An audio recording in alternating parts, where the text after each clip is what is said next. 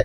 आप देखेंगे कि कल विशालगढ़ के अंदर जो हुआ है कोल्हापुर में, मुसलमानों के घरों में घुस घुस कर मारा गया। औरतों के गोद में छोटे छोटे बच्चे हैं, बिलक बिलक कर रो रहे हैं। उनके गाड़ियों को नुकसान पहुंचा गया, उनको तोड़फोड़ की गई है, कोई आवाज उठाने के लिए तैयार नहीं है। वही संभाजी महाराज जो शाहू महाराज के वंशज बताते हैं, उनके घराने से ताल्लुक रखने वाले, जिस शाहू महाराज को जिताने के लिए कोल्हापुर के मुसलमान सड़कों के ऊपर निकल आए, मौलाना लोग वहां पर है तो लोगों के बीच जा जा क्या कर, नहीं हमको है तो इनको जिताना है करके पूरे घर में दुपक कर बैठ गए हैं इसमें। हसन मुशर्रफ साहब गोजड़ी ओढ़कर कहां गायब हो गए हैं पता नहीं चल रहा है। बंटी पाटिल वहां का नेता है, कैसे भीख मांग रहे थे मुसलमानों से कि हमको वोट दो करके, और मुसलमानों ने दिए, और उसका नतीजा ये मिलता है कि पुलिस की मौजूदगी के अंदर डंडे हथियार लेकर, तलवारें लेकर मुसलमानों के घरों के ऊपर हमले कर रहे हैं। तब कहां छुप गए हैं वो लोग जो इनकी पैरवी कर रहे थे।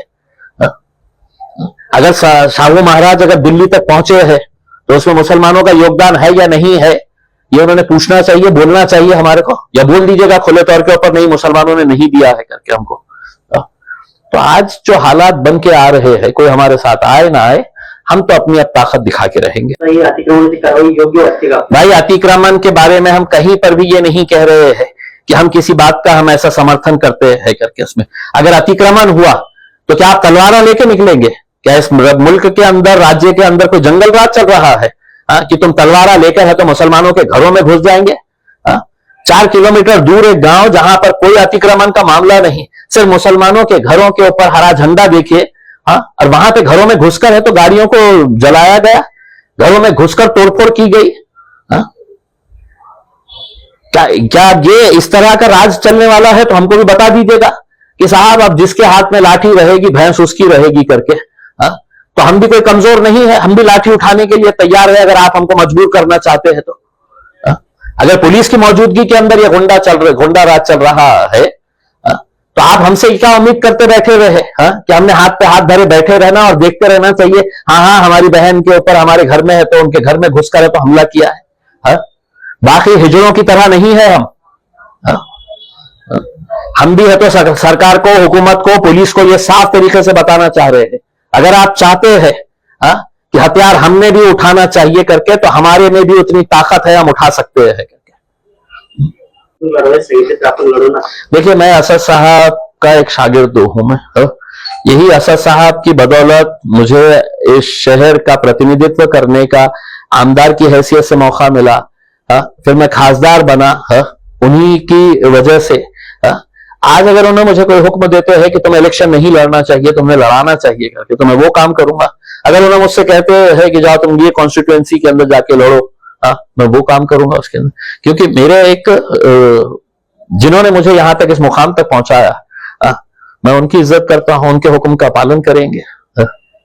आपल्या झालेल्या बैठकीमध्ये किती ठिकाणी आपण लढणार आहात ते ठरलेलं आहे? ये कुछ नहीं ठहरा है, हमने पूरे जिलों की मीटिंग लिए थे और ख्वाहिश तो बहुत सारे लोग रखते हैं उसमें।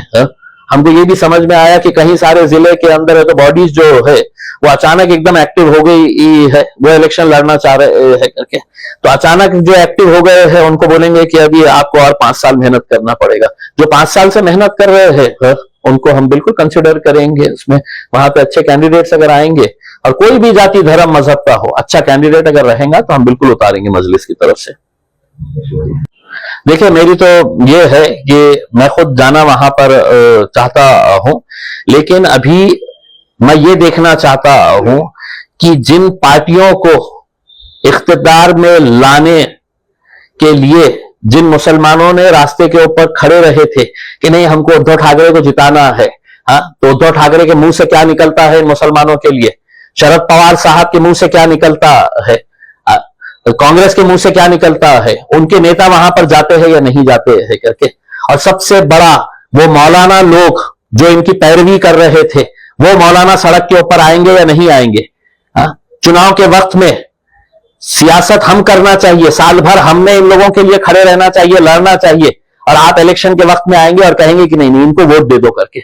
अब ये पूरे मौलानाओं की जिम्मेदारी है कोल्हापुर के कि जाना और उस शाहू महाराज से सवाल करना कि तुम्हारे को लोग दिल्ली तक हमने पहुंचाया है और बदले में हमारे को हमारे घरों में घुसकर तुम मार रहे हैं।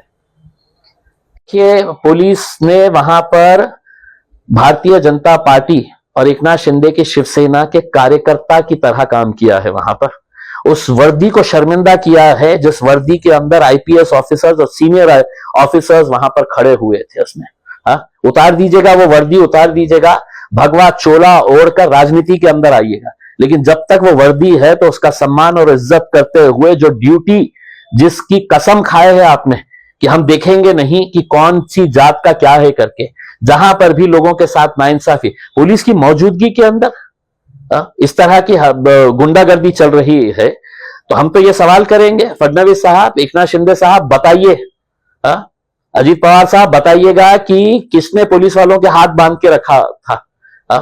या वो पुलिस वालों ने बताना चाहिए कि अब हम पुलिस की नौकरी नहीं करते हैं, हम जो है अब वो हमारे आकाओं की, हमारे राजनीतिक पार्टी के जो आकाएं हैं जो हमारा ट्रांसफर करते हैं उनको खुश करने के लिए हम काम करते हैं। हम अपनी वर्दी का एहतराम नहीं करते हैं, हम अपनी वर्दी के हिसाब से काम नहीं करते हैं।